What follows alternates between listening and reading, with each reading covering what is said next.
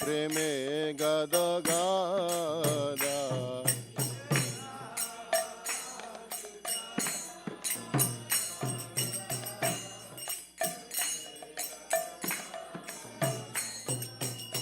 ভক্তি বিনোদ দেখে গৌরার সম্পাদা।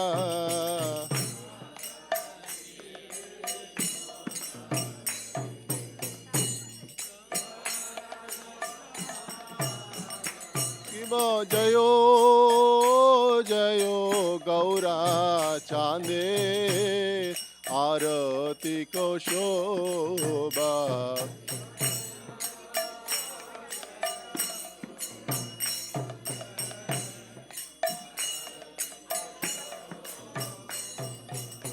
জানাবি টাটাওয়ানে জাগমন লোবা।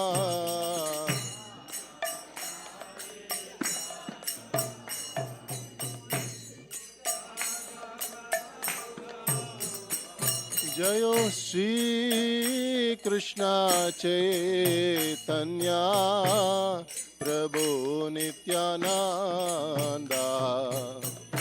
श्री अद्वैता गदाधर श्रीवासादि गौर भक्त वृंदा।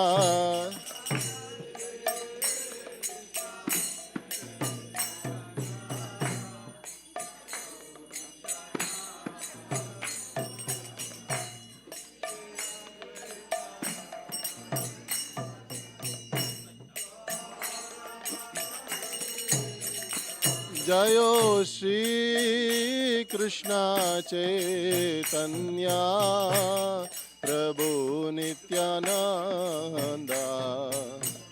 श्री अद्वैता गदाधर श्रीवासादि गौर भक्त वृंदा।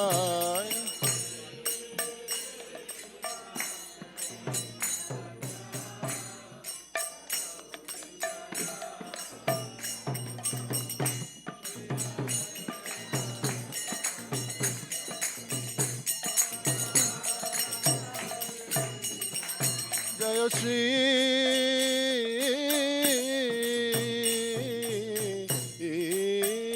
कृष्ण चैतन्य प्रभु नित्यानंदा। श्री अद्वैता गदाधर श्रीवासादि गौर भक्त वृंदा।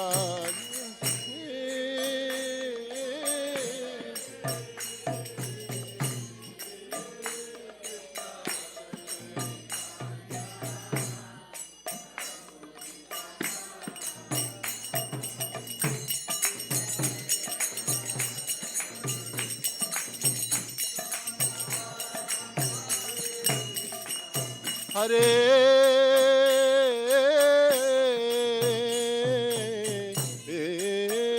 कृष्णा हरे कृष्णा कृष्णा कृष्णा हरे हरे।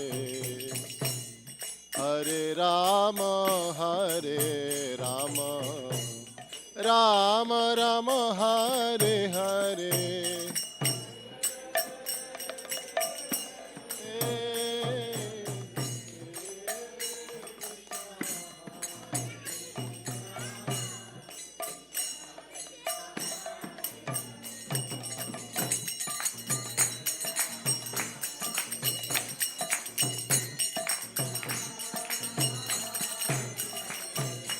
हरे कृष्णा कृष्णा कृष्णा हरे हरे। हरे Ram Ram Ram Hare Hare.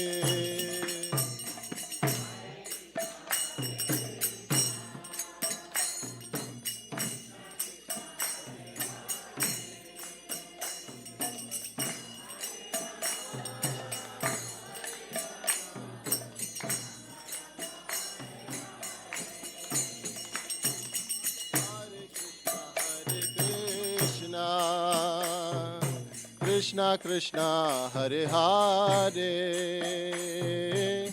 Hare Rama Hare Rama, Rama Rama Hare Hare.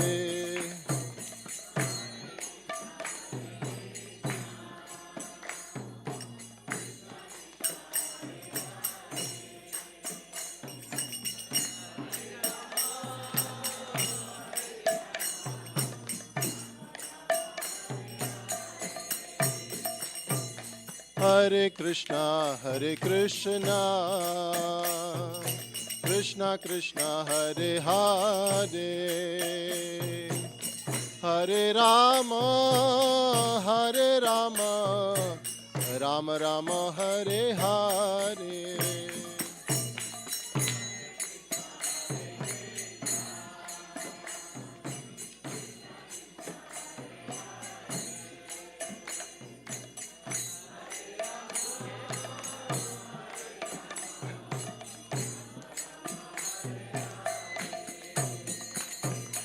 Hare Krishna, Krishna Krishna, Hare Hare, Hare Rama, Rama Rama, Hare Hare.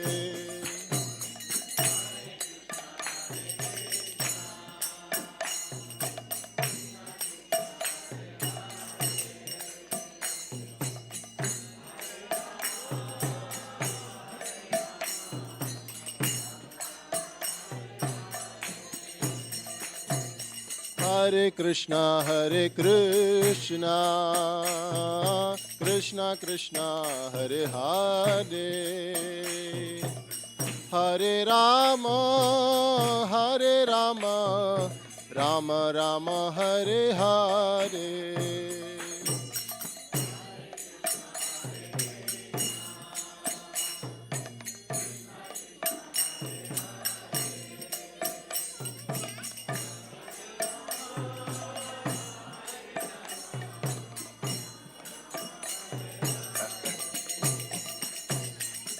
Hare Krishna,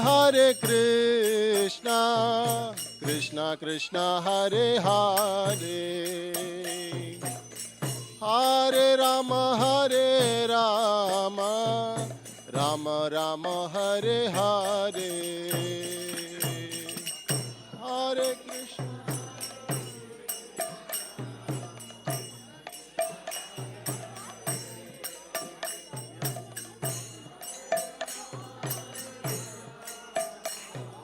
Rama Rama, Hare Hare, Hare Krishna, Krishna Krishna, Hare Hare, Hare Rama, Rama Rama, Hare Hare.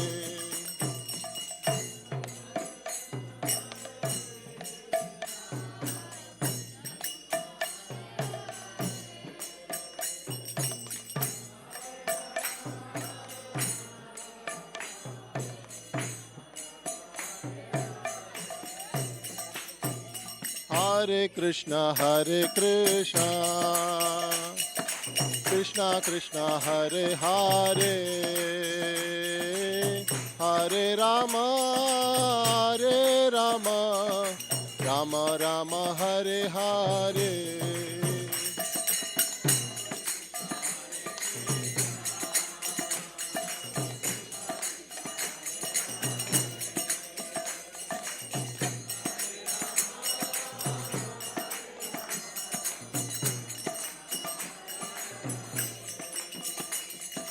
Hare Krishna,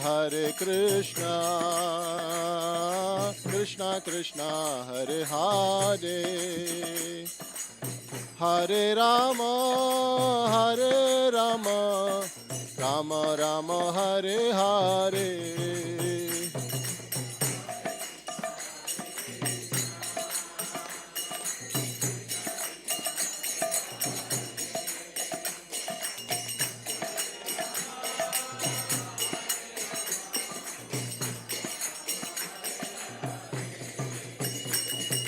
Hare Krishna, Hare Krishna, Krishna Krishna, Hare Hare, Hare Rama, Hare Rama, Rama Rama, Hare Hare.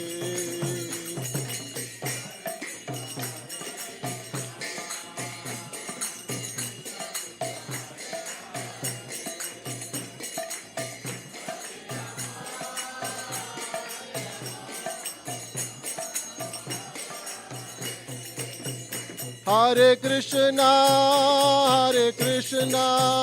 Krishna Krishna, Hare Hare, Hare Rama, Rama Rama, Hare Hare.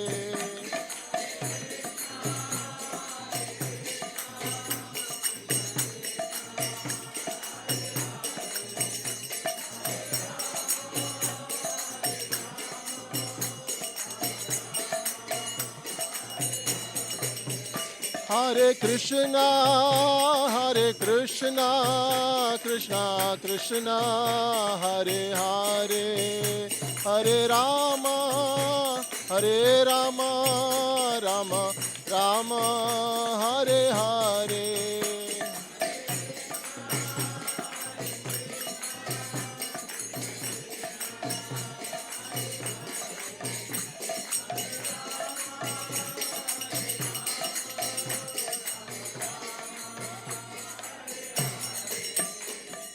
Nitai Gauranga, Nitai Gauranga,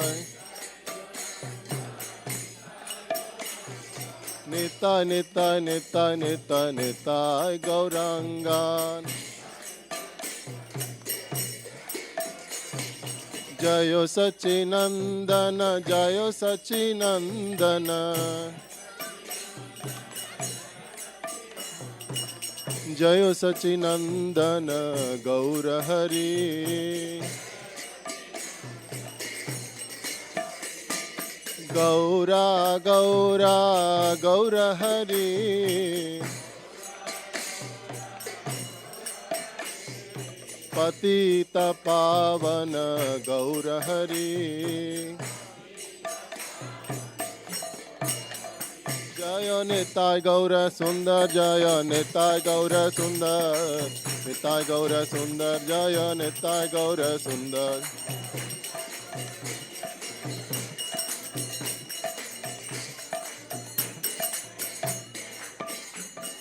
Jayo Jagannath, Jayo Jagannath, Jayo Jagannath Swami, Jayo Jagannath, Jayo Baladeva, Jayo Subhadra,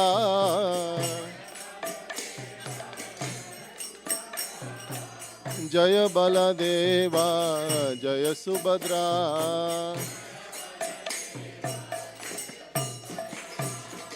Jagannatha Swami, Nayana Patagami, Nayana Patagami, Bhavatu me. Jaya Jagannatha, Jaya Jagannatha, Baladeva, Jaya Subhadra,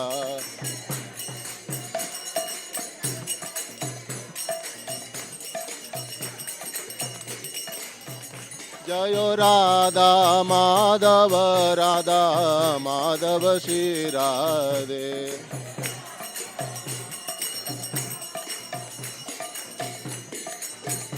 Jayo Radha Damodara, Radha Damodara Shri Radhe,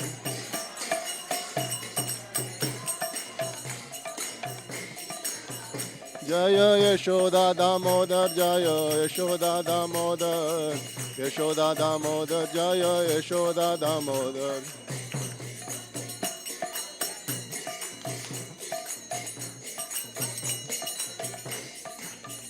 Jayo Jayo Prabhupada, Prabhupada, Prabhupada, Jayo Jayo Prabhupada.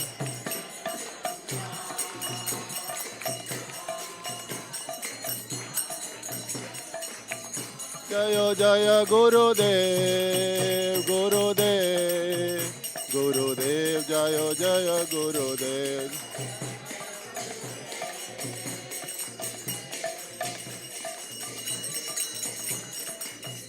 Nitai गौर हरि बोल निताय गौर हरि बोल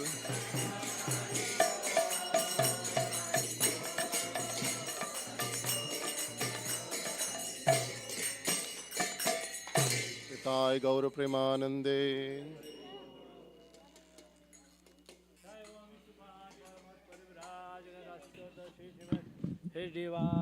भक्ति वेदांत स्वामी शिल प्रभुपाद महाराज की जय। जय नित्य लीला भक्ति सिद्धांत सरस्वती प्रभुपाद महाराज की जय। गौर यशोदा बाबा जी महाराज की जय। सच्चिदानंद भक्ति ठाकुर की जय। श्री जगन्नाथ बाबा जी महाराज की जय। चढ़ गोस्वामी की जय। अनंत कोटि वैष्णववृंद की जय। नामाचार्य शिल हरिदास ठाकुर की जय। प्रेम से गौ जय श्री कृष्ण चैतन्य प्रभु नित्यानंद श्री अद्वैत गदाधर शिवासादि गौर भक्त वृंद की जय। जय श्री श्री राधा कृष्ण गोप गोपीनाथ श्याम कुंड राधा कुंड गिरी गोधन के जय। श्री नवदीप माया प्रधाम के जय। मथुरा वृंदाश द्वारका पुरुष अयोध्या प्रधाम के जय। पुरुषोत्तम क्षेत्र श्री जगन्नाथ प्रधाम के जय। भगवान जगन्नाथ बलदेव सुभद्रा देवी श्री सुदर्शन चक्र की जय। श्री श्री राधा माधव जी की जय। श्री श्री राधा दामोदर की जय। श्री निताय गौर सुंदर की जय। गंगा माँ यमुना मय के जय। वृंददेव भक्त देव के जय। सब भक्त वृंद के जय। हरे कृष्ण महामंत्र के जय। निताय गौर प्रेमानंदे हरि हरि बोल। All glories assembled with Hare Krishna. All glories assembled with Hare Krishna. All glories assembled with Hare Krishna. All glory, Shri Shri Guru and Gauranga.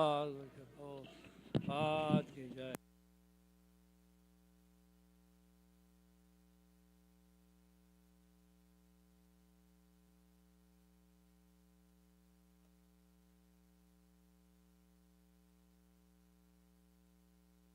Narse माया नमस्ते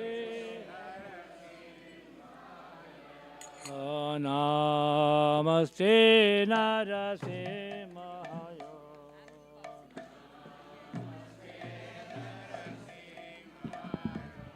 प्रह्लाद लाद दाहिने प्रह्लाद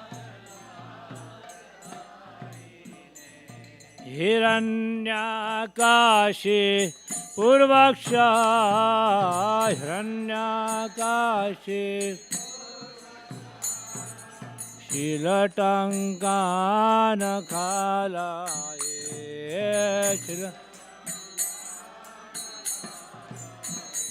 हितो न सिंह परतो न सिंहाय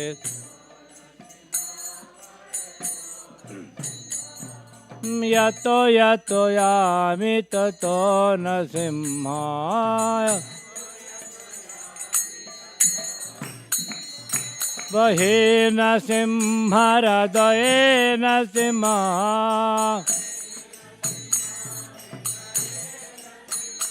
नरसिंह मदि शरण प्रपदे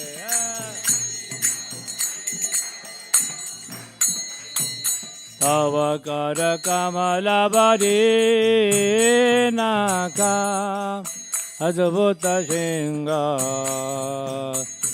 दलिता हिरण्यकशिपु तनु भृंगा केशवदिता नरहरि रूप जय जगदीश हरे जय जगदीश हरे जय जगदीश हरे अवगर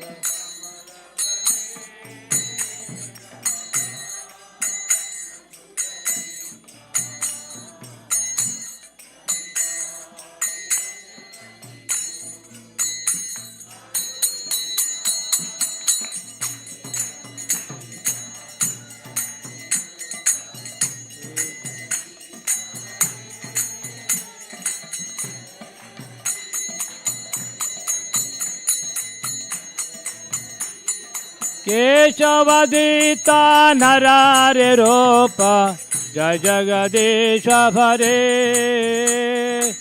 जय जगदीश हरे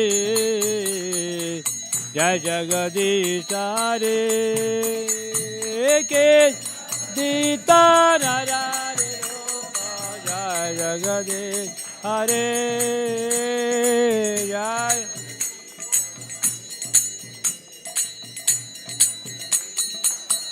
जय नरसिंहदेव जय नरसिंहदेव नरसिंहदेव जय नरसिंहदेव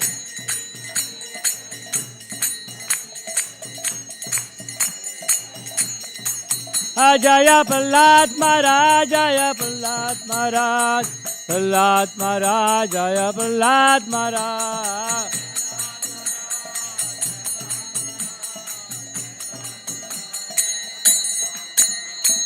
सर्वविघ्नविनाश लक्ष्मण भगवान के प्रहलाद महाराज की जय. Hare Krishna. So welcome everyone to ISKCON Baltimore on this wonderful occasion, the second day of Kartik. Yesterday we had a phenomenal festival, Sharad Punyam festival, and you can see the decorations from that. Today is another day, second of Kartik, but most importantly, a wonderful saint is here, His Holiness Ramad Maharaj. Haribo! Also, I'd like to welcome to your Prabhupada disciple, Vaikunth Das Prabhuji is here, and Mataji is here, all the way from Hawaii. So please welcome Vaikunth Das Prabhu and Mataji, and their wonderful son is here also. Thank you, Prabhu, for coming. Can you put that? Oh, you can put that one, please. Thank you, Prabhuji. Very good. We'd like to thank you, the Pujaris, for addressing deities so beautifully. Loud Haribol for them, please. This month of Kartik is so beneficial. Anything you do, anything you give, you get 1,000 times more benefits. So we'd like to thank you. There are two sponsors today. Krishna bless them, make them more stout in bhakti and advance further. First is Sanjeet Dhar Prabhu and Bitika Dhar for their son Sabi Dhar's and Niloy Dhar's birthday. Are they here? They're not here? Okay, we can allow. Please come, Mataji. Okay.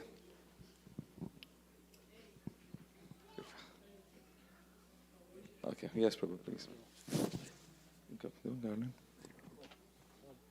Thank you so much, Prabhu. We can loud Haribol for them, please.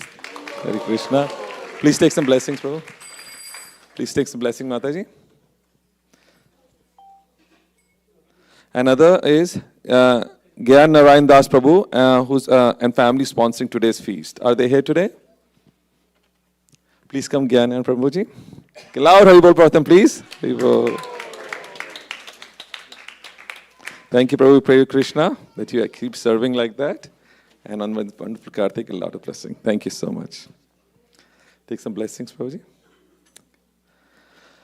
So now we'll have a very quick, we'll have Damodar Ashtakam now because Maharaj will be giving class shortly. We want to make sure that before curtains close, we can have a deep down. So requesting all devotees, please make a line and then please go quickly basically because you can stand behind each other and do it.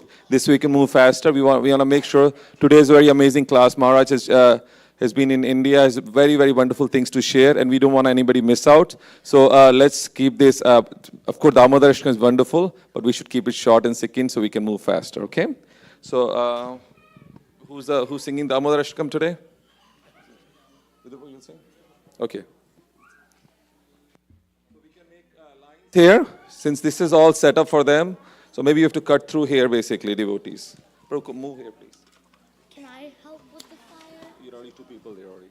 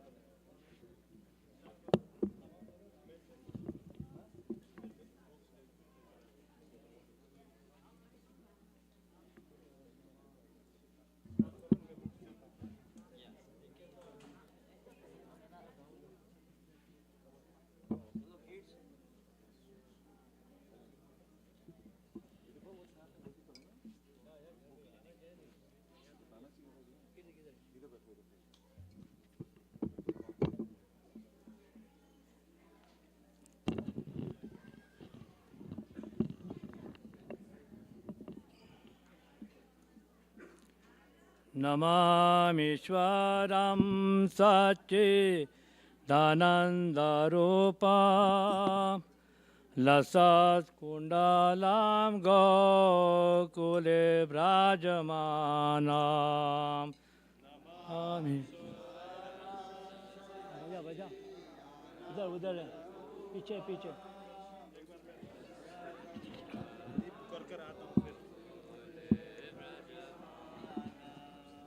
यशोदाभियालोकलाधावमानां परां दष्टमातां ततो धृत्यो गोप्या यशोदाभिलाधावमानां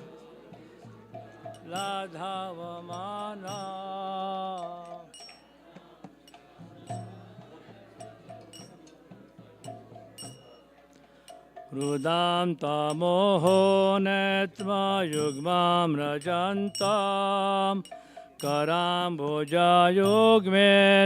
सातङ्कनेत्रं रुदां तमोहो नेत्रम्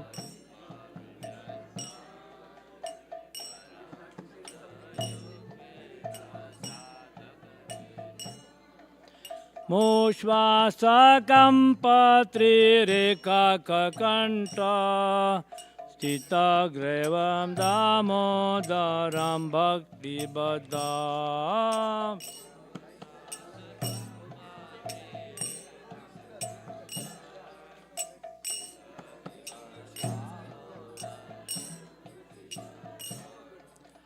इति स्वलीलाभिरानन्दकुण्डे स्वघोषं निमज्जन्तम् आख्यापयन्तः स्वलीलाभिरानन्दकुण्डे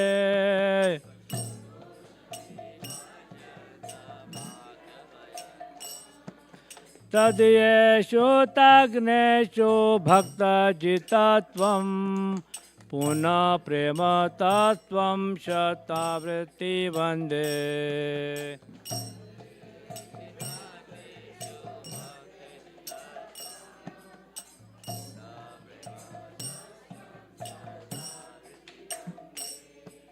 वरं देवमोक्षं न मोक्षावधिं वा न चान्ये व्रणेया वर्षादपि वरं देवमोक्षं न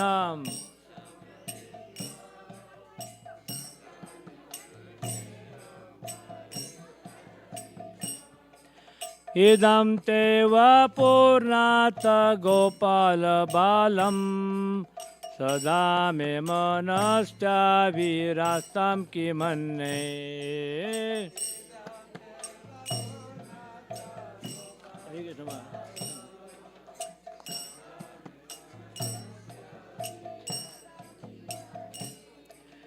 इदं ते मूकाम्बोज अत्यन्तनीलै वृतं कुन्तलस्निग्धरक्तश्च गोप्या इदं मूकाम्बोज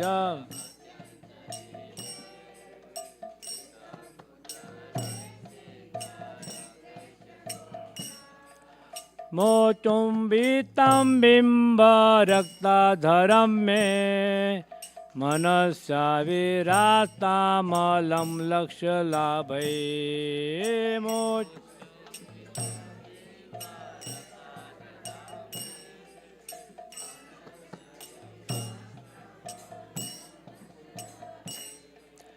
नमो देव दामोदरानन्त विष्णो प्रसीद प्रबोधुकजालाब्धिमग्ना नमो देव दामोदर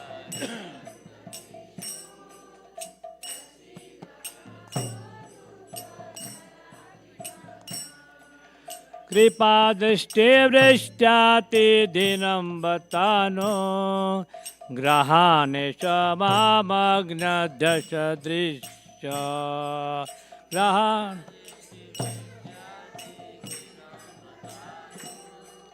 ग्रहाणे च मामग्नदश कुबेरात्मजा बद्धमूर्तय यद्वत् त्वया मुचितो भक्तिभाजो कृतौ च बद्धमूर्तय यद्वत्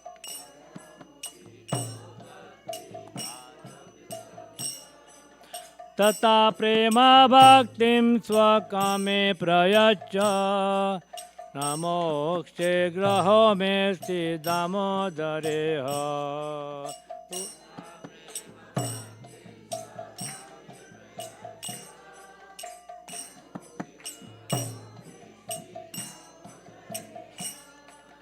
नमस्ते स्तु धाम्ने स्फुरदीप्तिधाम्ने त्वदीयोदराय विश्वस्य धाम्ने नमस्ते स्तु धाम्ने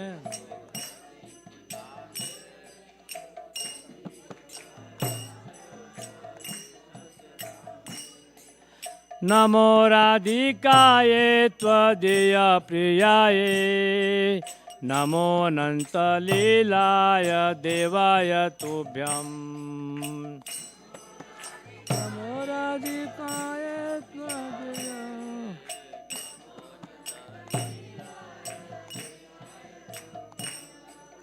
नमो राधिकाय त्वदीय प्रियाय नमो राधिकाय हे नमो राधिकाय त्वदीय प्रियाय नमो राधिकाय नमो अनन्तलीलाय देवाय तुभ्यं नमो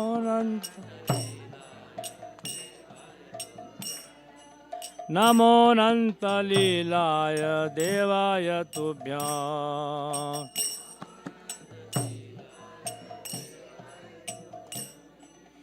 नमामीश्वरं सच्चिदानन्दरूपं लसत्कुण्डलं गोकुले भ्राजमानं नमामीश्वरं सच्चिदानन्दरूपं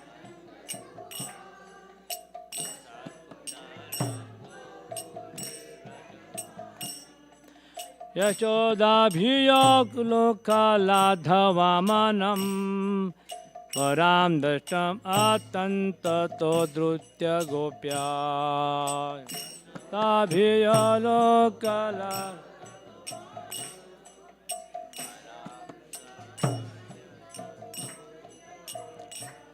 हरे कृष्णा कृष्णा कृष्णा हरे हरे हरे राम राम राम हरे हरे हरे कृष्णा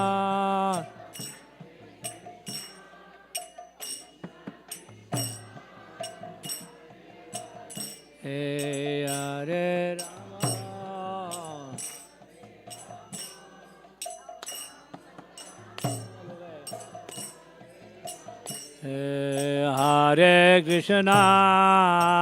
हरे कृष्णा कृष्णा कृष्णा हरे हरे हरे राम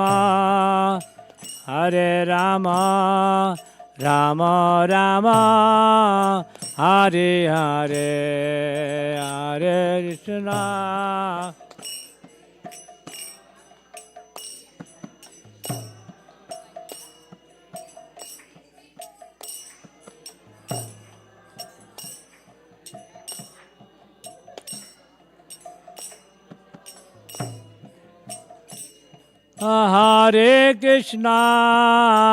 हरे कृष्णा कृष्णा कृष्णा हरे हरे हरे राम राम राम हरे हरे हरे कृष्णा हरे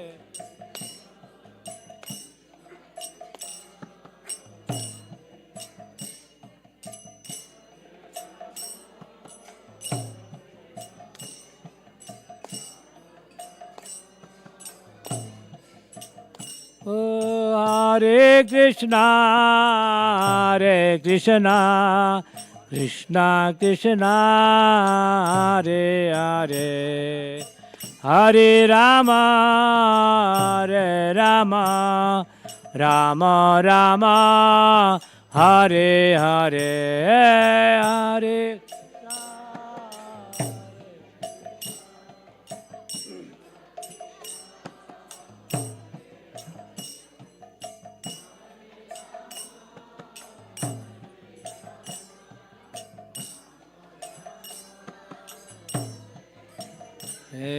Hare Krishna, Hare Krishna, Krishna Krishna, Hare Hare, Hare Rama, Hare Rama, Rama Rama, Hare Hare, Hare Krishna.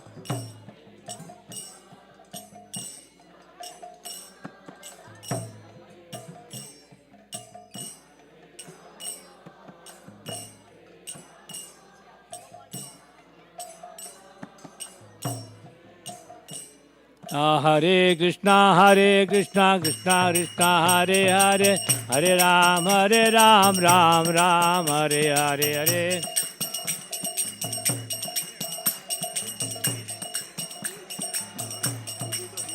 Bola Hare Krishna, Krishna Krishna, Hare Hare, Hare Ram, Ram Ram, Hare Hare.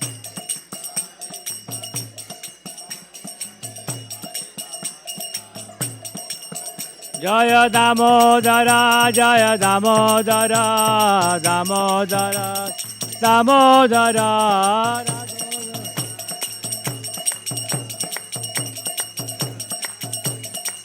Jaya Radha, Damodara, Radha, Damodara, Radhe.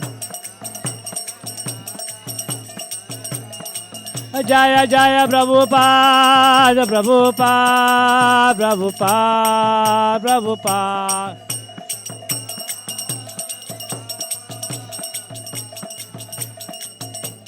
Jai Shri Radha Damodar Bhagwan ki jai, Jagat Shri Prabhupada ki jai. Hare Krishna. So requesting all devotees to move as close as possible because there will be more devotees coming in. And those who are upstairs, they can always come inside. There is no biting each other, so you're pretty safe there. So today is a very fortunate day. Second day of Kartik and His Holiness Pramod Maharaj is there. Haribo! Just a brief introduction. Senior disciple Prabhupada, more than 50 years in Krishna consciousness, 40 years of sannyas, and Maharaj is very, very wonderfully doing a lot of congregation development ministry, a lot of youth preaching going on, Krishna clubs, Bhakti Yoga clubs, and he's a very beautiful website where he's speaking about each shloka of Bhagavatam, and it's all very nicely. With each shloka and explanation lectures are there. It's really worthwhile for that one. Maharaj also takes very wonderful pilgrimages to India, and recently he was in Udupi, Sringeri, and Sringarpatna, where he gave wonderful classes. And the lives of Madhvacharya, Adi Shankaracharya, Ramanujacharya. These recordings actually, if you wish to access it, you can go on YouTube under His Holiness Pramod Maharaj for that. Today will be a wonderful day, listening from him all his trips. So without taking too much time, His Holiness Pramod Maharaj. You don't miss any opportunity.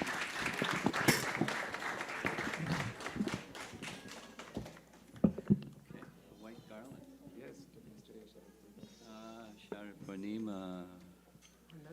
Nama Om Vishnupadaya Krishna Prasthaya Bhutade Shrimate Bhaktivedanta Swami Niti Namine Namaste Saraswate Deve Gauravani Pracharine Nirvisesa Sunyavadi Paschatya Desatarine Jaya Sri Krishna Chaitanya Prabhu Nityananda Shri Advaita Gadadhar Shivasadi Gaura Bhaktavrinda Hare Krishna, Krishna Krishna, Hare Hare, Hare Rama, Rama Rama, Hare Hare.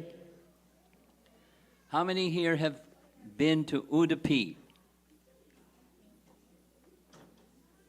not too many. Udupi is the main place that we know was the place where Madhvacharya made his headquarters, I guess you could say, his main temple, the Krishna temple, Udupi Krishna. And a group of us went there.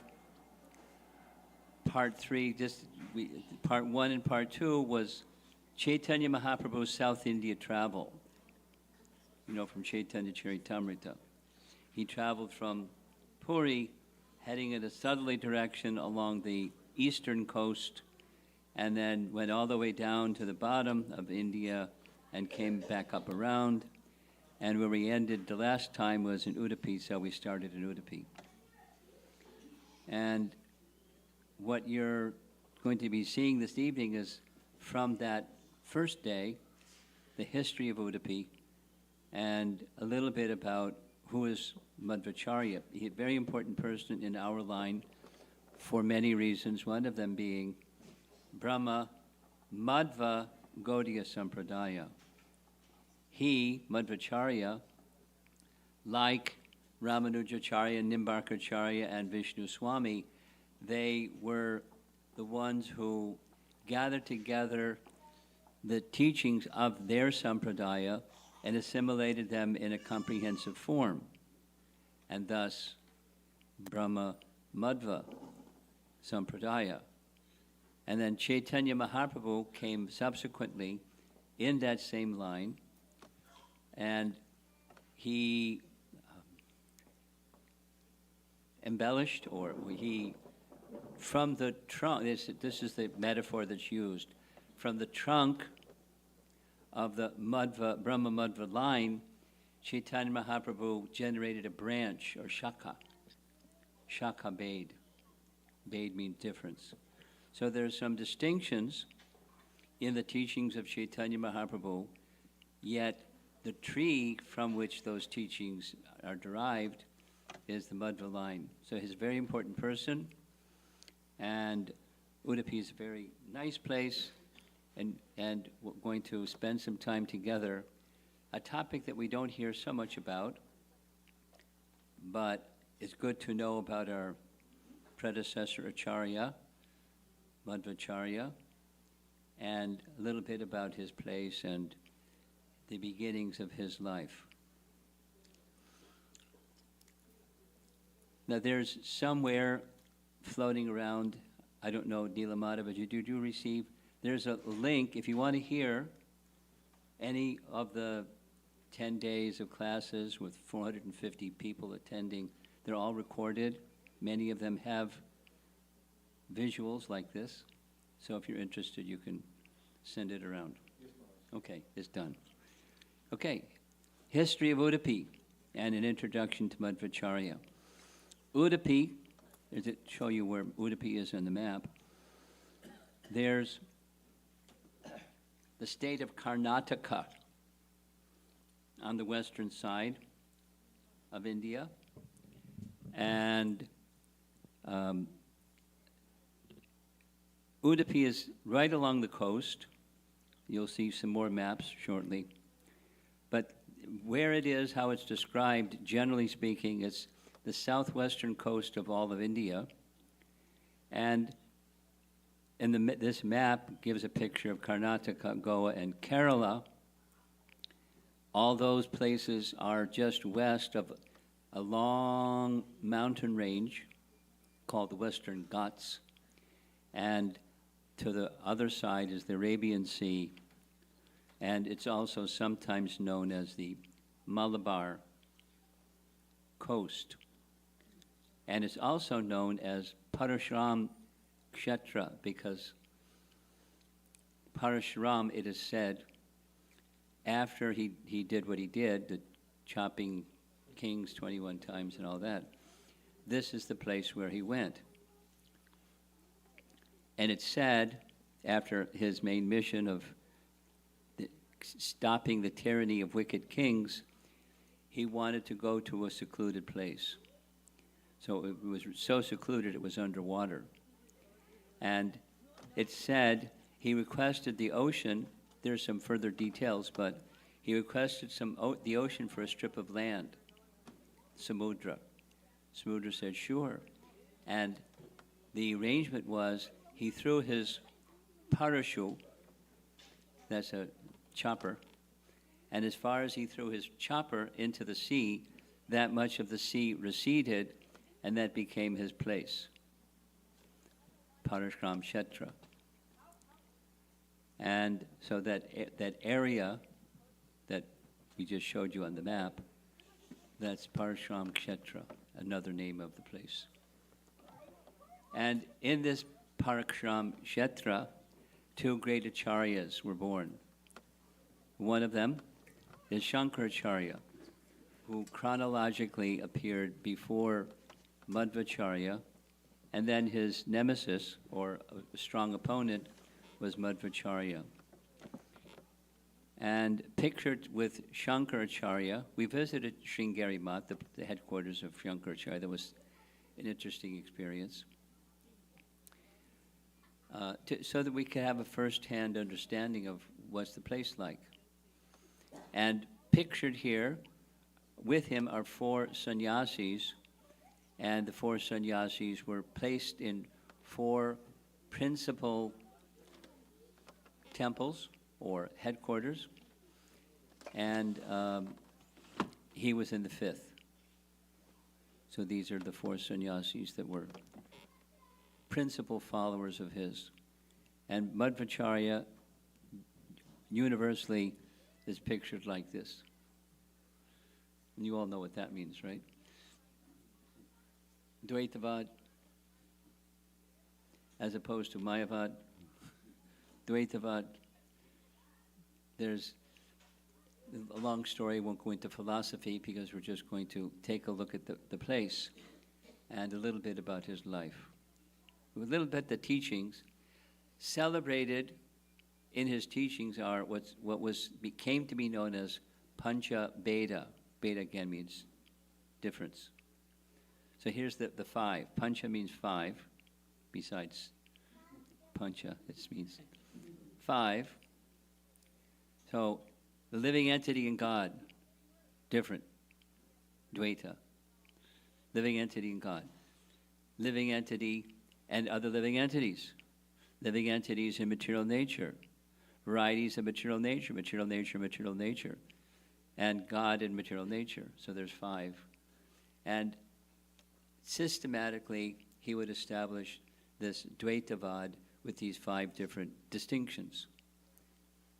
Not that there aren't more than five, but that those are the ones that he emphasized. The etymology or historical derivative of the word Udupi comes from a Tulu name. I had to learn about what does the Tulu name mean. Tulu is a local language that has preserved, and in that local language it's Odipu. Odipu. Odipu is derived from another word, the place where one of the deities that Madhvacharya received, Udupi Krishna was one of those deities that he received. Balaram, deity. Should I tell that story? I'll tell that story.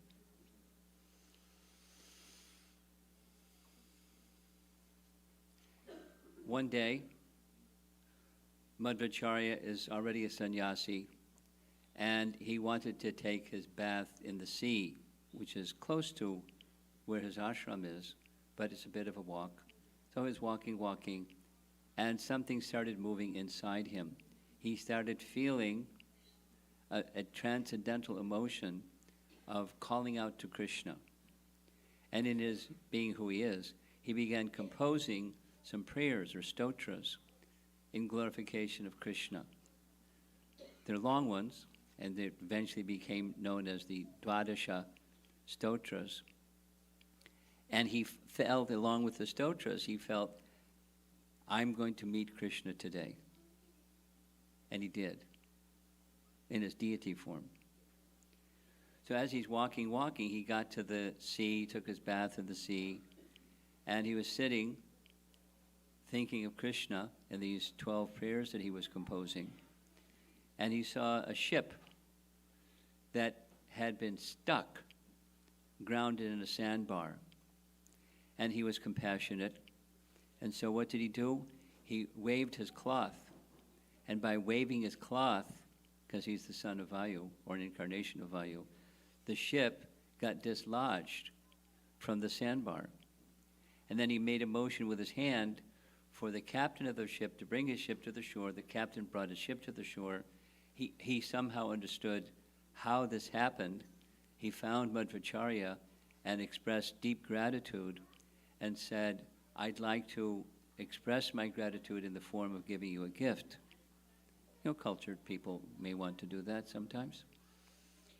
And he said, I'm a sannyasi, I don't need anything, but you have in your ship some Gopi Chandan.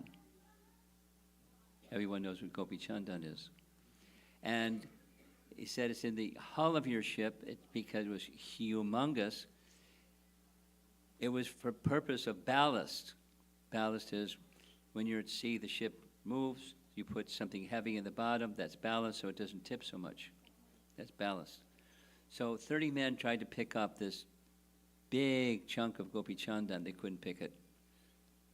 Madhva went and he lifted it himself because he's the son of Vayu, or an incarnation of Vayu. And as he was walking with the Gopi Chandan, it broke open, and inside he found these three deities.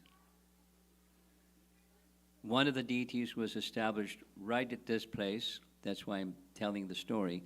Oda Bandeshwara. Oda Bandeshwara means the breaking of the red clay or rock clay. That's the temple where this happened. And so a deity of Balaram was installed at that place. And then later the deity of Krishna, pictured here. Krishna as a cowherd boy with a stick and a rope in his hand. The ship had come from Dwarka. There's a long story which I'm not going to tell because of time. But the Balaram deity was established at this place, Oda Bandeshwara, and later Udupi was named after that place. And the place is still known in the local language, the Tulu language, by that name. Here's the three deities today being worshipped. Krishna, Udupi Krishna, and Balaram, and where you'll see where these deities are. We visited these places. And then the Janardhan deity, we spent some time at the Potomac Temple discussing about Janardhan and the Janardhan deity. You can see from the map, it's not so big, but you can see it. Udupi is a little on the south side, in that south central part of Karnataka. And just above it, in the northwest side, is Malpe, and Malpe is that place where the Balaram deity was installed. And down below, about 20 kilometers south of Udupi, right by the shore, is where the Janardhan deity can be found. Further on the etymology of Udupi, in Sanskrit, Udu means stars and Pa means the Lord. So who's the Lord of the stars? The moon. So another meaning of Udupi is it indicates the moon. And according to Mahabharata, Daksha gave 27 daughters in marriage to the moon, Chandra. And of these 27 daughters, they're the nakshatras that are part of the movements of the moon that determine phases of the moon and so forth. However, Chandra made a little bit of a mistake. He became too much attached to his favorite, one of the 28. And Rohini was his favorite queen. And it's okay, there was some favoritism, but the other 27 were neglected. 26. were neglected. So the 26 daughters went back to Daddy and said, Daddy, do something. We're being neglected. You gave us in marriage to this Chandra, and he's not paying any attention to us. And so Daksha cursed Chandra that he would fade and lose his radiance and eventually simply diminish into oblivion. That wouldn't be too good for us or for him. And so Chandra, the source of this information is there's a biography of Madhvacharya's life written by two great acharyas in Madhva's line, and I'm not going to go into the details of their credential, but they're highly credentialed individuals. Like within our line, Yusuf Saif Rupa and Sanatana Goswami compiled something. It's comparable. So, in other words, what I'm reciting to you or describing is directly from these great personalities in his line that intimately associated with him and were very, very spiritually advanced. So, in other words, this is their authoritative description of the place and the early parts of Madhva's life. So, cursed by Daksha, his father-in-law, Chandra went to a place that's now the modern Udupi. Then it had a different name. It was an aranya, a forest, Abjaranya at that time. And by that place there's a lake that now is known as Chandra Pushkarani. And there he was doing some austerities and penances to request Lord Shiva's help, because he was just cursed to go diminished into oblivion. And Lord Shiva was pleased with his austerities and came to him in the form of a linga. The painting is meant to show that's the linga form of Lord Shiva. And the Shiva linga, this particular Spatika linga, is meant to ward off evil effects. So the curse of Daksha wasn't made a zero, but it was modified by the austerities of Chandra, such that instead of diminishing into nothing, it went through different phases of the moon. And from then on, fortnightly, the moon would wax and wane. This is now from his biography.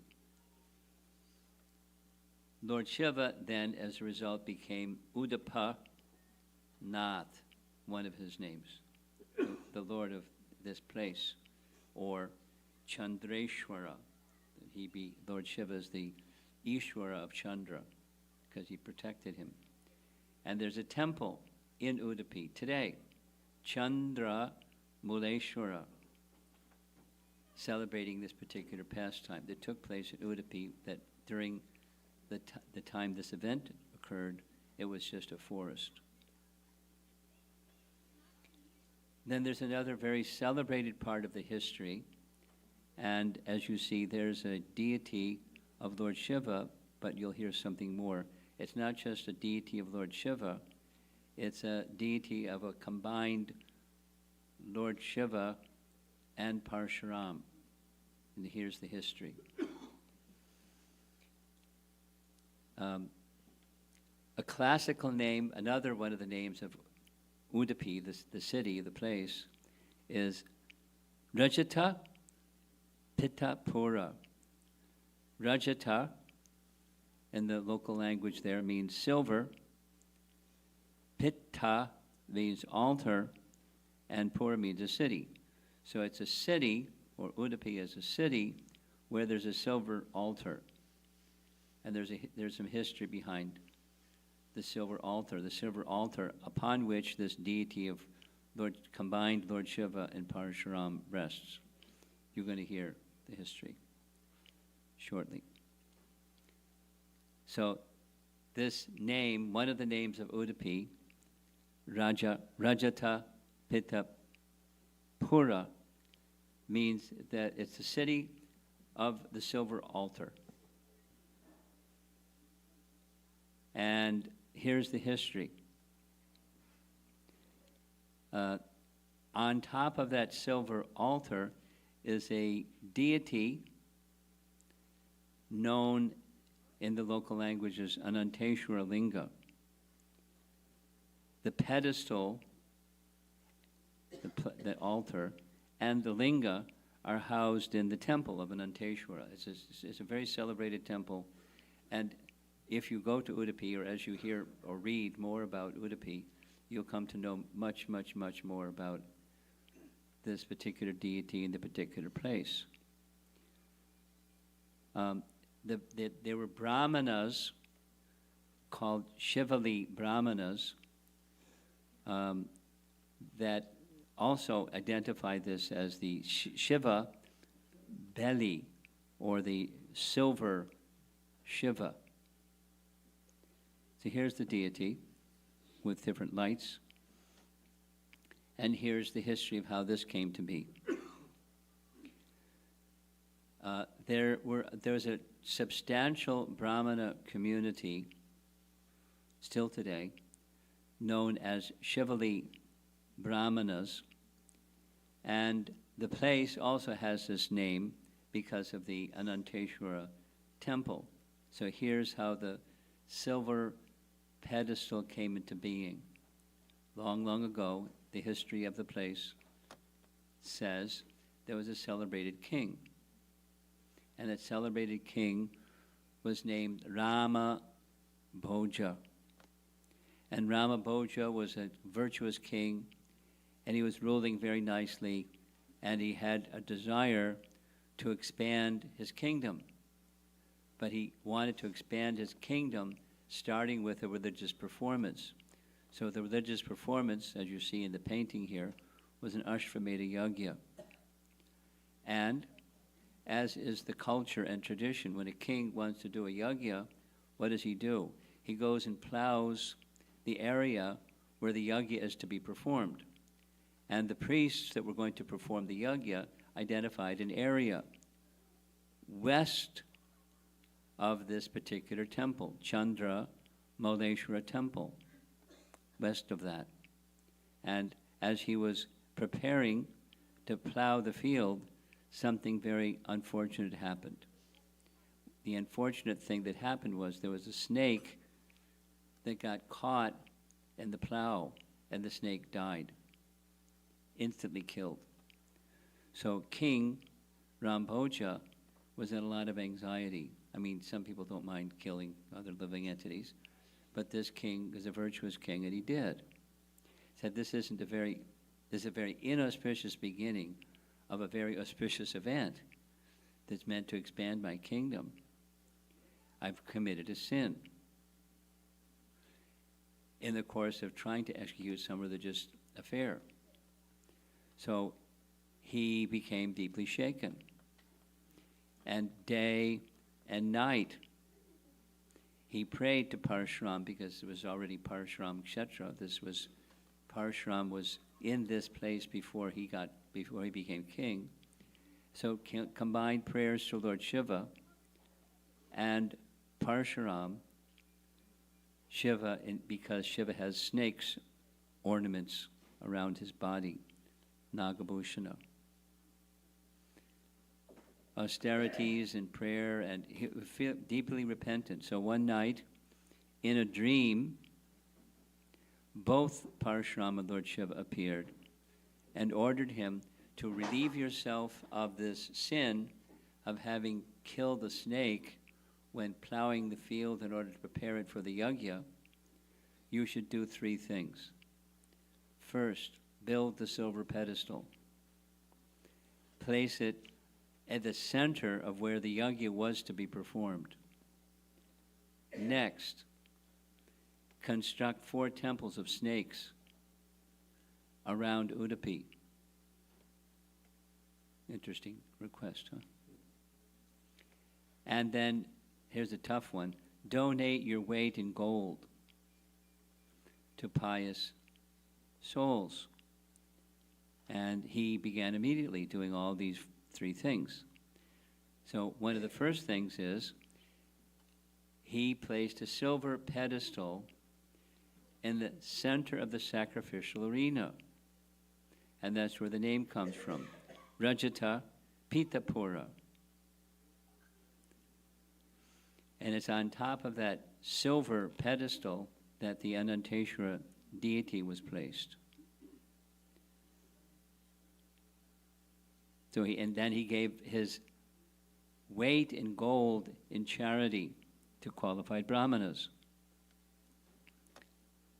And Parshuram and Lord Shiva decided that they would appear on that place where he placed the silver altar.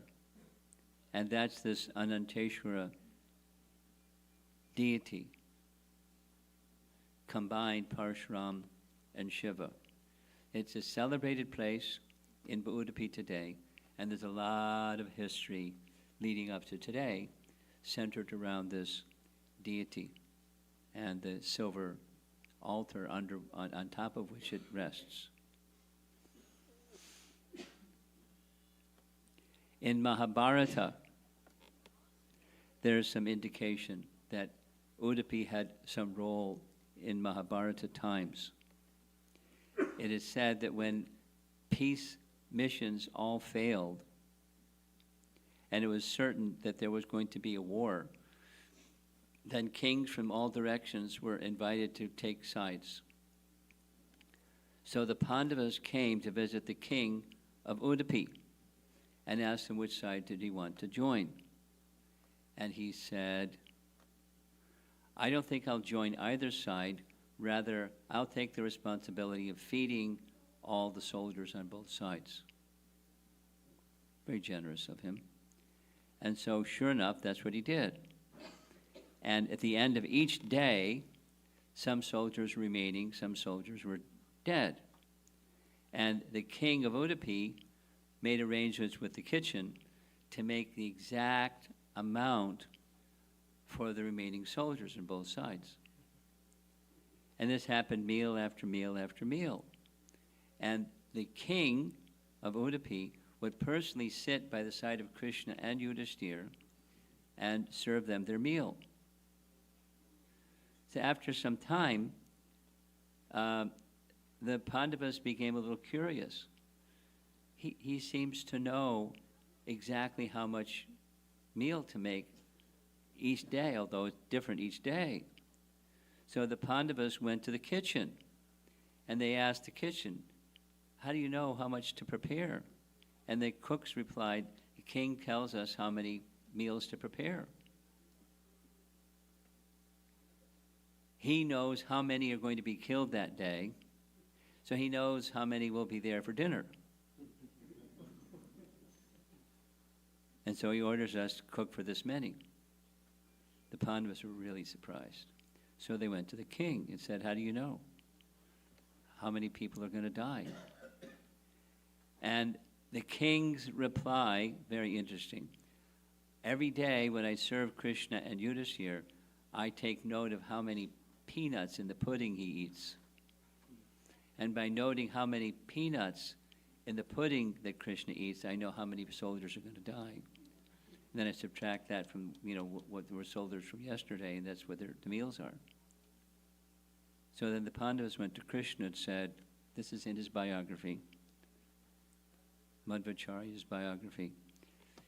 The Pandavas went to Krishna and said, it's not our fighting. You decide how many are going to die each day. Our fighting is only a show. So this place where Udupi is situated today, it has some history that there were some Brahmanas that were invited from UP to come and reside here in Kerala. And the history goes like this. There was a Brahmana from this area. His name was Mayura Sharma, and he went to Kanchi, not so far, and that's the capital of another dynasty or group of persons, Pallavas, and he went there specifically to further his Vedic studies. He went with his guru, He went with his guru's grandfather, Virasharma, and while he was there, misfortune happened. Kanchi, at his time, there was a center of high learning, and here's a map. If you like maps, I like maps. If you notice, and the very bottom says the rest of Kerala. And up above, towards the center, there's Udupi. Below Udupi, there's Mangalore. And below Mangalore, there's this other place, Kasaragod. Those three, in the southern region of this sector, part of Kerala, was known, and is known as the center of this Tulu land, or Tulunad. I'm not a historian, but I read this so many times directly from this biography of Madhvacharya's life, so I'm just sharing it with you. Tulu Nad. When he was there, this Brahmana, Sharma, was there doing his studies. Something happened. There was a Pallava guard. Pallava is a kingdom. And one of the guards in that kingdom was humiliated this Brahmana. And Mayura Sharma, his Kshatriya spirit rose. He gave up his Brahminical studies. He took to the sword to avenge the insult of the Pallava guard. And he went on a rampage, and eventually he became a king in that area. And he not only became king, but a whole dynasty of kings that later became known as the Mayura Varma dynasty. You know, history has a funny way of unfolding. That's what happened in this area. And while he was still, Mayura Sharma was the king, he invited some sages to visit his kingdom for auspiciousness. The sages said, thanks, but no thanks, because there's no Brahmana culture here. And so we'll come if there's a Brahmana culture, but we're not going to come where there's no Brahmana culture. And so Mayura Sharma, being a powerful and, gifted king, he decided he would take advice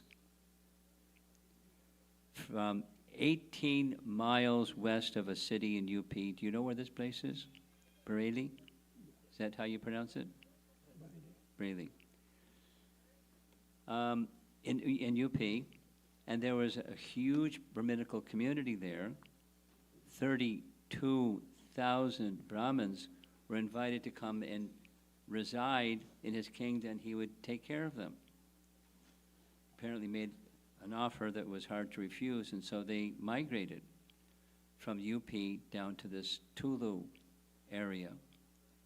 And everything was nice. He provided them all facilities, etc., etc. And they felt very much at home. However, there's always something. His son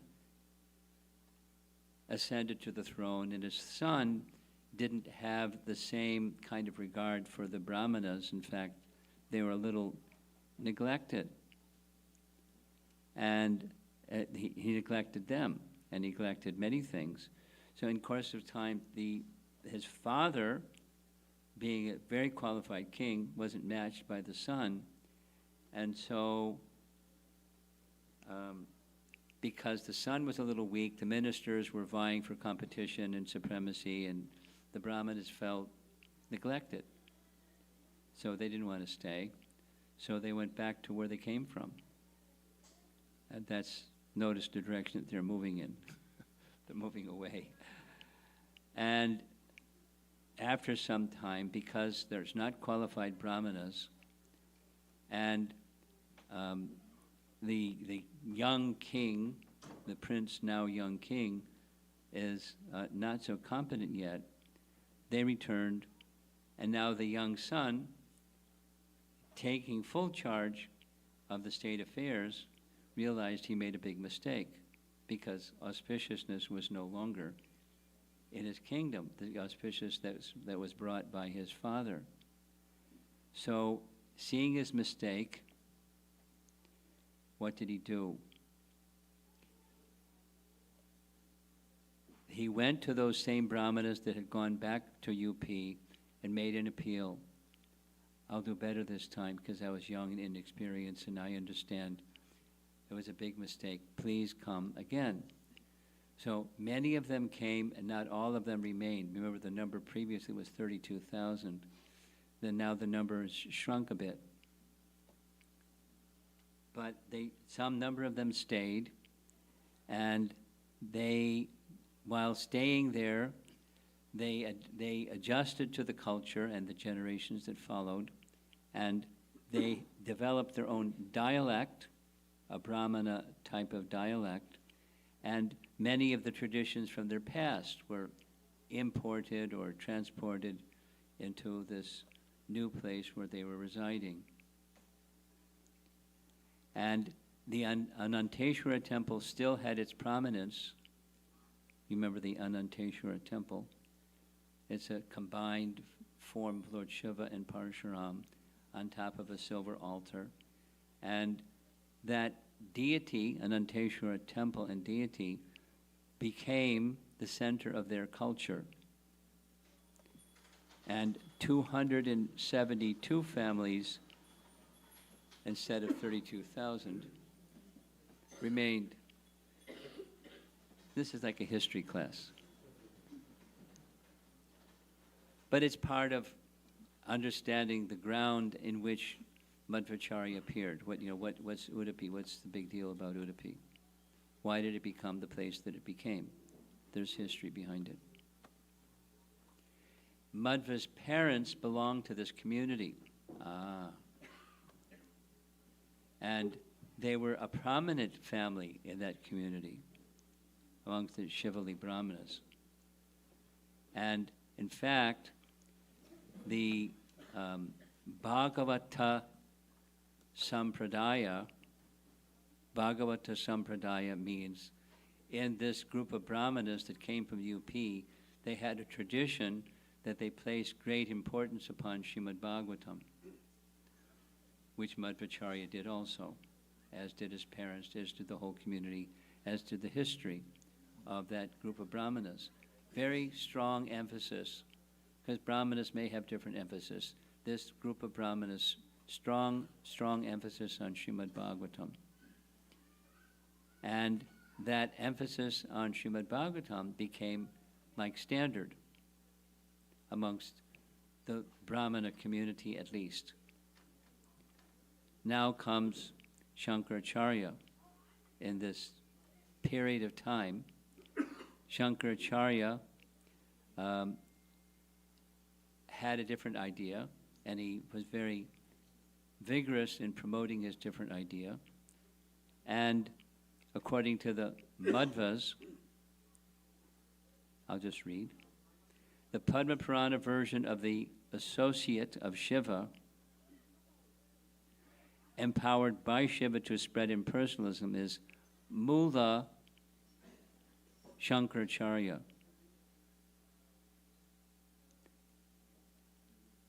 Listen to this. They say there's two Shankaracharyas. This is not so important. It's their perspective, but they say there was a Shankaracharya who appeared 500 BC, and then Adi Shankaracharya, who's the one that everybody knows, he appeared around 700 AD. In any case. So this is, I'm just going to skip forward. According to Shiva Purana, the personality of Godhead instructed Lord Shiva. This is something that we're familiar with. The other one we're not familiar with. In Kali Yuga, instructed by the personality of Godhead to Lord Shiva, just as you see in this nice painting. Here's some service for you. What's that? In Kali Yuga, mislead people in general by propounding imaginary meanings for the Vedas to bewilder them. And it worked. So the Shivali Brahmana community were influenced to some degree by that influence of Shankaracharya. This is the background of the appearance of Madhvacharya, because his mother and father were in that community, and in this community there's some impact of Shankar's teachings even amongst their Bhagavat Sampradaya. And so it's a little confusing, a little hodgepodge. The strictness of the Brahminical community got fudged a bit by Shankar's influence, because he was very powerful and effective. However, this group of Brahmanas, they maintained very sincere affinity for Srimad Bhagavatam. It's called the Bhagavat Sampradaya. Although they also became influenced by some of Shankar's teachings. Then, as you see in this painting, we saw the painting before, there's Shankaracharya and 4 sannyasis. One of the 4 sannyasis hailed from the same community, the Shivali Brahmana community.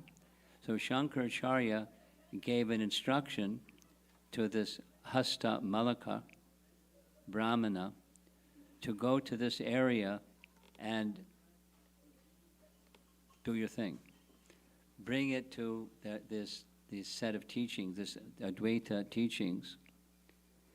Originally, this Hasta Malaka Brahmin was situated in Dwarka, but he came kind of like his GBC zone or something, that you extend down into Kerala and influence this Brahmana community that you hailed from originally and see what you can do. Influence them to some degree, whatever degree you can, in the direction of Advaita doctrine. You with me? Should I review any of this, or we're okay? We're okay. Okay.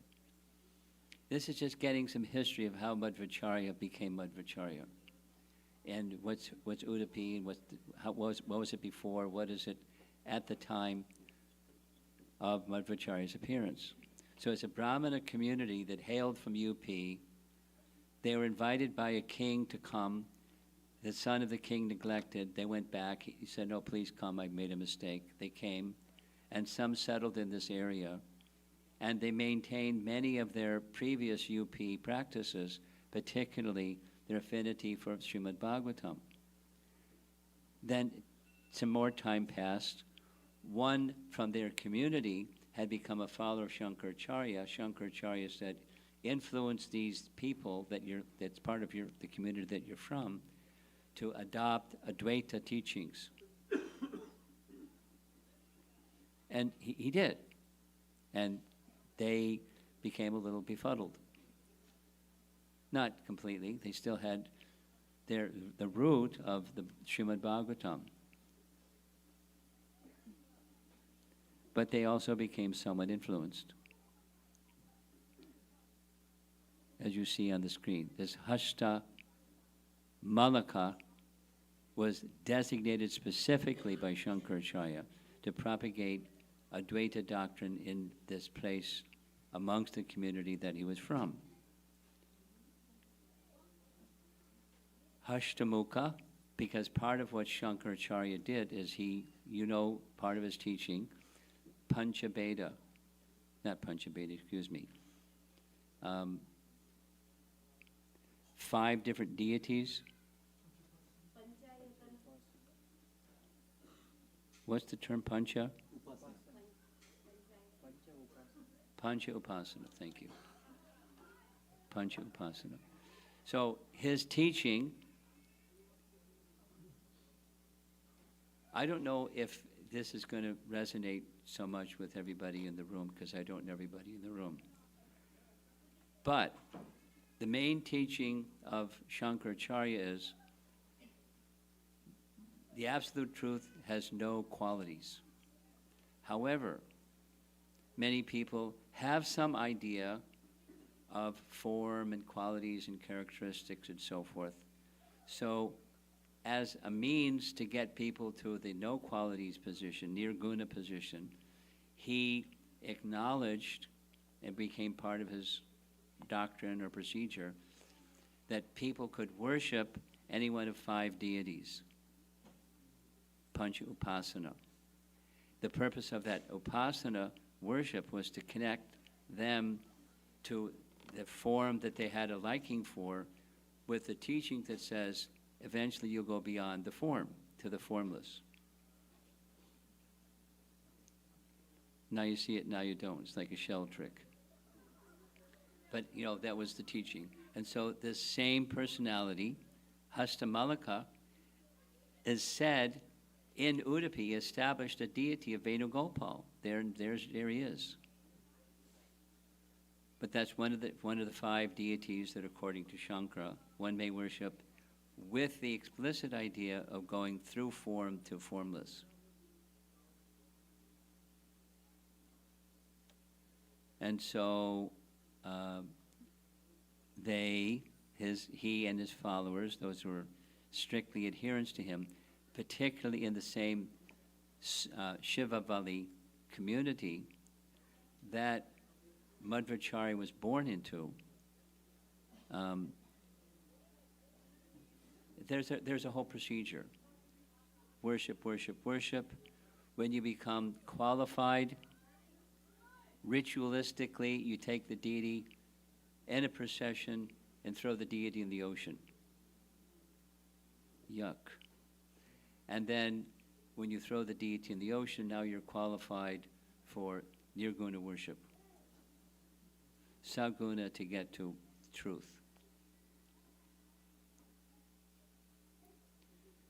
That's why it's hard to describe the life of Madhvacharya without giving something of an idea of the time and circumstance in which he was born.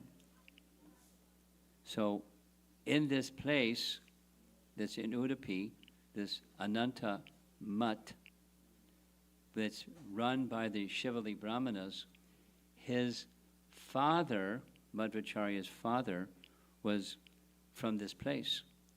He was with the Ananteshwara temple. And his guru, Achyuta Preksha, was the last in charge of that mutt. I'll say it again. Achyuta Preksha became the Diksha Guru of Madhvacharya. And Achyuta Preksha was the last head of this temple that had as a stronghold Advaita teachings, coming historically down. And the temple where the group of Brahmanas were situated or connected with is this Ananteshwara deity. So if you happen to go to Udupi, you're going to know a lot more before you go to Udupi than you would if you just went to Udupi. There's a lot of rich history. And Madhva, following in the line of his Diksha Guru, Achyuta Preksha, he became the next Acharya. Only it did a switcheroo. It went from impersonalism to personalism. Now that's as far as I'm going to go. There's more to say, but there's this biography is from one of 2 parts. What I just gave you is the first part. And following the first part is the second part. And the second part of this biography goes into lots of details of his birth, Madhvacharya. That's a circumstance in which he made his appearance in the family, and who became his guru. And his father was from that same Shivali Brahmana community. And the stage it has challenges. I mean, we all have our challenges. To present this Kali Yuga, and there's lots of challenges. and how to present the teachings of the Supreme has form, the Supreme has qualities, the Supreme has pastimes, the Supreme has everything, because everything that exists comes from the source of everything. And how to teach that to people that were heavily influenced by no form, no qualities, no characteristics, no name, headless, no personality. No, difficult.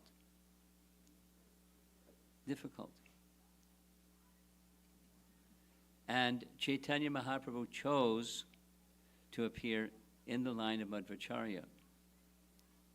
So he's a very important personality for us followers of Lord Chaitanya to understand, because he established what's sometimes called the trunk in that disciplic line, and Chaitanya Mahaprabhu is a branch from the trunk of Madhvacharya, or Shakha is a branch.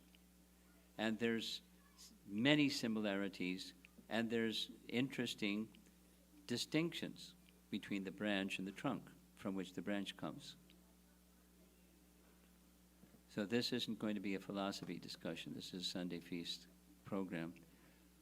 But for those of us that are learning and becoming matured a little bit in our devotional lives, it's nice to know how we got here. And of course, Chaitanya Mahaprabhu that in one sense is sufficient, because he taught pure bhakti, pure devotion to the personality of Godhead. And he displayed it. And he gave it freely.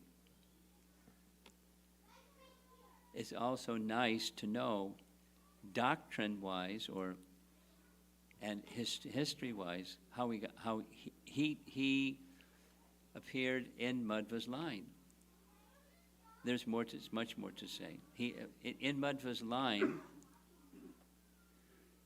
there was a very strong emphasis on Krishna, but as you see, there's not Krishna with Radharani by his side. It's a stage of Krishna's life. He's the Udupi Krishna form. And the other forms, Balaram, Janardana, those other deities that he established, there's no Radha by their side. So how did that happen? It happened largely in the line of Chaitanya Mahaprabhu, Madhavendra Puri, awakening the mood of love for Krishna in the mood of the gopis, or the mood of Radha, in the feelings of love and separation from Krishna, and that being passed on through Ishwar Puri and Chaitanya Mahaprabhu, and it exploded.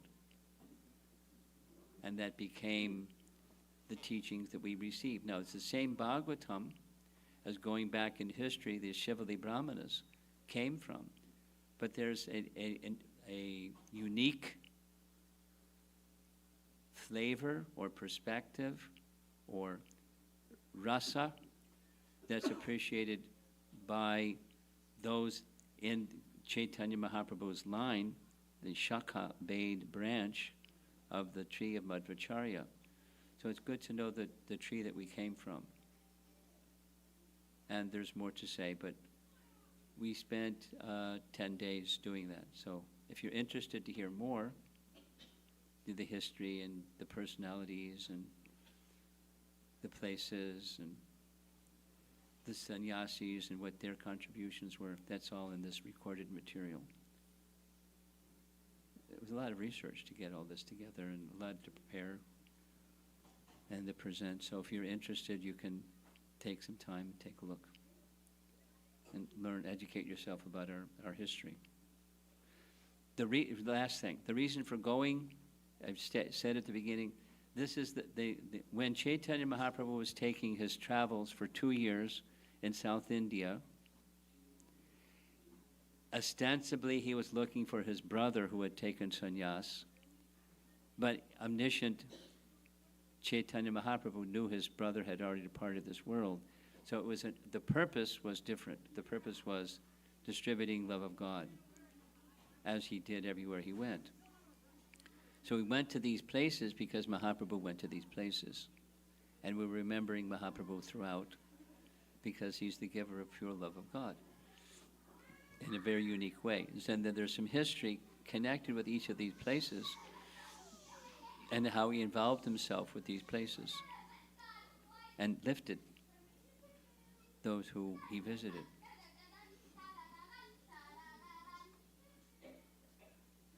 I guess that's a signal the class is over. Let's see if there's some discussion. I don't know if I've gone beyond my time limit, but comments or questions?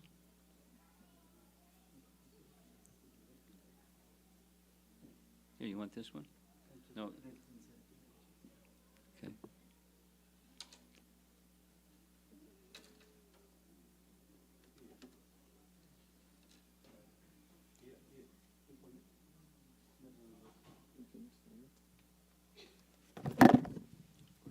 Hare Krishna Maharaj.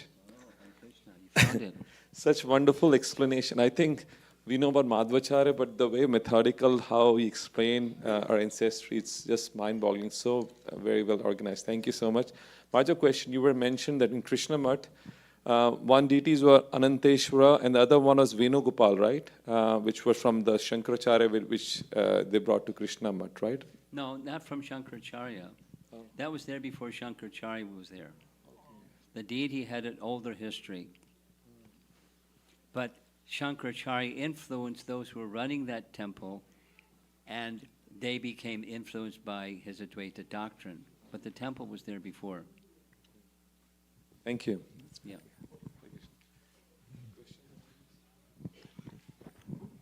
Thank you, Maharaji. I was just curious who the author of Slowly. Yes, sir. I don't hear so well. Yeah, thank you, Maharaji. Wait till you get to be 75. See how good your hearing is. I was curious who the author of that biography is, just to explore. It's Narayana Panditacharya. Okay. Narayana Panditacharya. Okay. And Narayana Panditacharya was the son of another acharya whose name is skipping me right now. But father and son had direct association with Madhvacharya. And it's a little bit like the author of Chaitanya Charitamrita.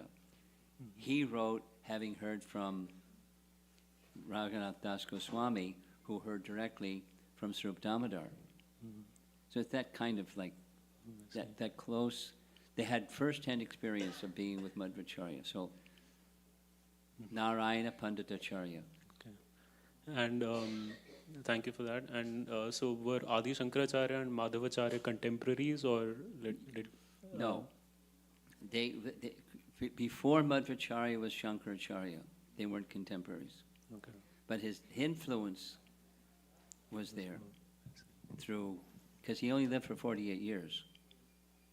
No, 32 years. 32 years. Huh? Thank you. Okay. Yes. We got a little microphone here. Oh, thank you. I don't really need the microphone. I'm way too loud. You speak slowly, right? Yes, sir. Hi. You'd like to add something? Hare Krishna Rama. You're just saying Hare Krishna. Okay. Yes, thank you. Nice to see you.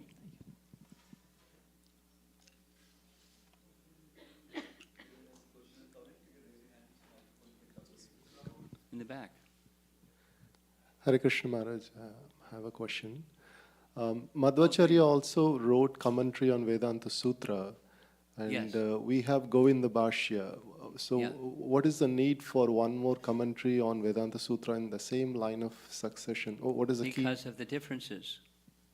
The Shakha, Beta differences. There's the little history. There was a challenge. You know the history. Maybe some don't know the history. In the line of Chaitanya Mahaprabhu, there was worship of a deity. And the deity of Govindaji was, for safety purposes, taken outside of Vrindavan because of invasion of armies to another place, Jaipur. Jaipur happened to be patronizing, the king of Jaipur was patronizing a group of other followers of Ramanujacharya. And the other followers of Ramanujacharya were challenging the devotees of Chaitanya Mahaprabhu, how can you worship the deity if in your line there isn't a commentary on Vedanta Sutra? Because the worship in the line of Chaitanya Mahaprabhu includes a deity of Radha, and there's no such worship in Madhva's line. So where's the justification for it in form of commentary on Vedanta Sutra? So the reason for yet another commentary was to answer that challenge. There's other things and there's other details, but it's to answer a challenge of persons who said, you cannot worship the deity of Radha Govinda because your worshippers, you don't have teachings rooted in Vedanta Sutra. Where's your commentary? So Baladev wrote a commentary. And the king requested, and he did. So that's why. A systematic way to explain the scriptural foundation for the teachings, and based upon the teachings, the worship. Thank you, Maharaj. Yes. Maharaj, such beautiful talk, wonderful presentation. Where can we have access to the YouTube. first and second part?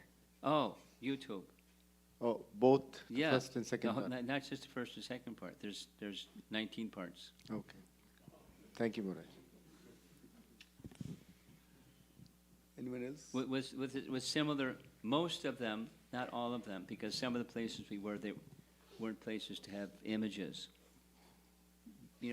Over 50% are with illustrations and etc. Hare Krishna, Prabhuji. So, Prabhuji, my question is, before Adi Shankaracharya came Can I in... make a request? Can you speak slowly? Sure. Real slowly. I mean, just painfully slowly for you, probably. Sure. For me, it's just normal. So, my question is, Prabhuji, before Adi Shankaracharya came in, Yes.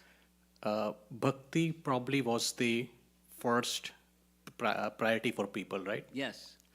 So, Now, there were other things going on, like demigod worship, etc. But in the devotional line, yes. Yes. so what was the need for Adi Shankaracharya to propagate this Advaita Vedic philosophy? He was instructed to do so. He was instructed to do so for a purpose of accelerating the influence of the age of Kali. In the age of Kali, one of the meanings of Kali is quarrel, or hypocrisy and dissension. So to purposefully, this is a function of the four yugas. You're familiar with the four yugas. He was accelerating the function of this particular yuga. Take the teachings of the Vedas, twist it so it's not recognizable, but still call it the Vedas. And he came chronologically after Buddha came. So what did Buddha do? I reject the Vedas. Because in the Vedas, there's something for sacrifice of animals. I reject the Vedas wholesale. Don't cause violence. No harming of animals.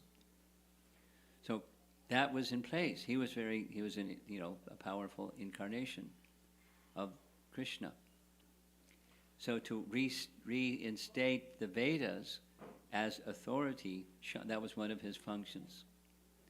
He reestablished the authority of the Vedas effectively. Now, there's still Buddhists around, but to counteract that, it's just part of the swirl of Kali Yuga. But he didn't give the real thing. Therefore, chronologically after Shankara came the other four Sampradaya teachers to set the record straight. Yes, the Vedas are the authority, and the authority, namely the Vedas, speaks of the source of everything as the Supreme Person. So they restored that authority, whereas Shankara established the authority of the Vedas as opposed to no authority, which was what Buddha did. There's a sequence to all of this. But the net result is chaos. And it's part of the purpose of the age of Kali. And it worked. To some extent. So to a substantial extent. Anything else? Looks like we're done. Thank you so much, Maharaj. It was, we're just spellbounded. We wish the time could be just goes on. We're waiting for part 2 from you, but now we have to go 19 things on YouTube. But hopefully next time you can get more opportunity. I can't stay for 19 days. I know. Thank you, Maharaj. Really appreciate your coming here and blessing of the association. Hare Krishna. He's only Ramat Maharaj ki. Jai. One request, one of the devotees had blocked the whole path. It's a Honda car, so if you're in center, please move it. We don't want to tow it, so requesting them to humbly remove it because there are many cars that are coming and stopping. Thank you. Huh? Oh, great. How about you? Huh? Great. Great.